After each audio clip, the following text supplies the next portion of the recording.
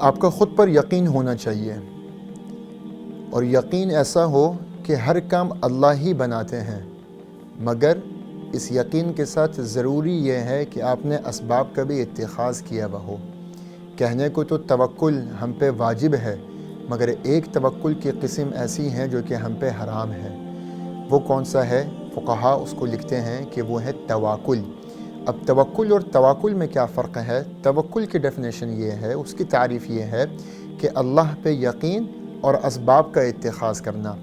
تواکل یہ ہے کہ آپ اللہ پہ یقین تو کرتے ہیں مگر آپ اسباب کا اتخاذ آپ نہیں کرتے، اور ایسا توکل جو تواکل کے نظریے سے ہو، یہ توکل اللہ کو محبوب نہیں ہے۔ اور تواکل کرنے والا ممکن ہے کہ وہ گنہگار بھی ہو، اور عین ممکن یہ بھی ہے کہ وہ کبیرہ گناہ کر رہا ہو۔ مثال کے طور پہ ہم سب کا یقین ہے کہ اللہ حی ہیں، اللہ قیوم ہیں، اللہ باقی ہیں، زندگی موت سب اللہ کے ہاتھ میں ہے۔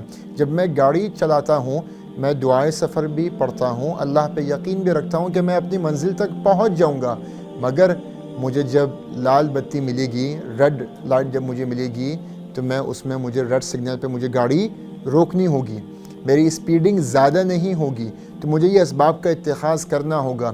میں اللہ پہ یقین کر لوں کہ اللہ ہی زندگی اور موت دیتا ہے، اور میں 200 کلومیٹر کی اسپیڈ سے میں جاؤں، میں گرین لائٹ میں بھی تیزی سے گاڑی آگے بڑھاؤں، میں آگے پیچھے نہ دیکھوں، اور میں پل سے گرنے کی بھی کوشش کروں کہ بھائی زندگی تو اللہ کے ہاتھ میں، موت تو اللہ کے ہاتھ میں کون سا مر جاؤں گا یا میرا کیا ہوگا، اللہ پہ یقین تو ہے نا میرا۔ تو اس سے کیا ہوتا ہے کہ عین ممکن ہے کہ آپ کی موت واقع ہو جائے گی۔ پھر آپ بولیں گے بھائی میں تو اللہ پہ یقین رکھا، میں کیسے مر گیا؟ پھر آپ کو قیامت کے دن پتہ چلے گا کہ یہ اللہ پہ یقین خودکشی تھی آپ کی، اور اس کے اوپر جنت میں تو آپ نہیں جائیں گے۔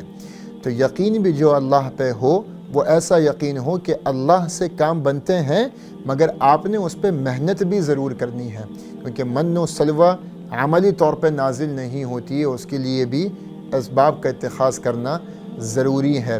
انبیاء کرام نے بھی اللہ پہ یقین کیا، مگر انبیاء کرام نے بھی اسباب کا اتخاذ کیا۔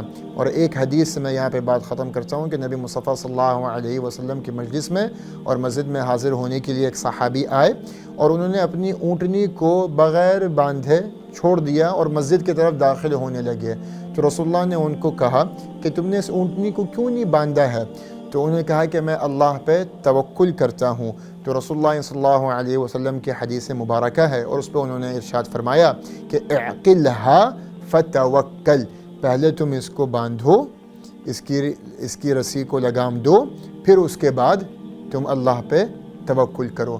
تو اللہ پہ توکل اسی نظریے سے سب سے محبوب ہے جب آپ اسباب کا بھی اتخاذ کریں۔